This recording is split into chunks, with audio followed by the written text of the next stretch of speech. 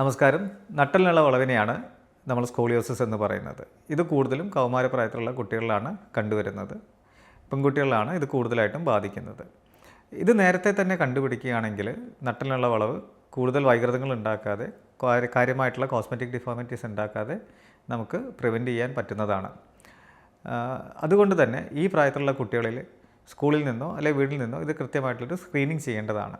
ഇതിൻ്റെ പ്രധാന ലക്ഷണങ്ങൾ എന്തൊക്കെയാണെന്ന് വെച്ച് കഴിഞ്ഞാൽ, കഴുത്തിനുള്ള വളവുണ്ടാകാം, ഷോൾഡർ അൺഈവനായിട്ടിരിക്കാം, ഒരു ഭാഗം പൊന്തിയിരിക്കാം, സ്കാപ്പുല അല്ലെങ്കിൽ ഷോൾഡർ ബ്ലേഡ് എന്ന് പറയുന്ന ഭാഗം വളരെ പ്രോമിനൻ്റ് ആയിട്ട് കാണാം. നമുക്ക് നോക്കുമ്പോൾ നട്ടലിനൊരു വളവായിട്ട് തന്നെ കണ്ടുവരാം. കുട്ടി മുന്നിലേക്ക് കുനിഞ്ഞ് നിൽക്കുകയാണെങ്കിൽ മുതുകിൻ്റെ ഭാഗത്തോ അല്ലെങ്കിൽ വാരിയലിൻ്റെ ഭാഗത്തോ കൂനുള്ളതായിട്ട് കണ്ടുവരാം.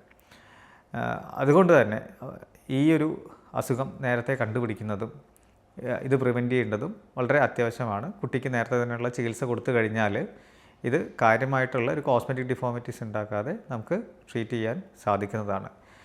അതുകൊണ്ട് തന്നെ പെൺകുട്ടികളിൽ നമ്മൾ റെക്കമെൻഡ് ചെയ്യുന്നത് 11 വയസ്സിനും 13 വയസ്സിലും ഇത് സ്ക്രീൻ ചെയ്യണമെന്നും, ആൺകുട്ടികളാണെങ്കിൽ 13 അല്ലെങ്കിൽ 14 വയസ്സിൽ ഇത് സ്ക്രീൻ ചെയ്ത് കണ്ടെത്തുകയും വേണം എന്നുള്ളതാണ്. ഇതിന് സ്കൂൾ അധികൃതരോ അല്ലെങ്കിൽ വീട്ടിൽ നിന്നോ ഒരു സ്ക്രീനിങ് സിസ്റ്റം യൂസ് ചെയ്യാവുന്നതാണ്. ഓൺലൈനായിട്ട് സ്കോളിയോ സ്ക്രീൻ പോലുള്ള പ്ലാറ്റ്ഫോംസും ഇതിനു വേണ്ടിയിട്ട് ഉപയോഗിക്കാവുന്നതാണ്.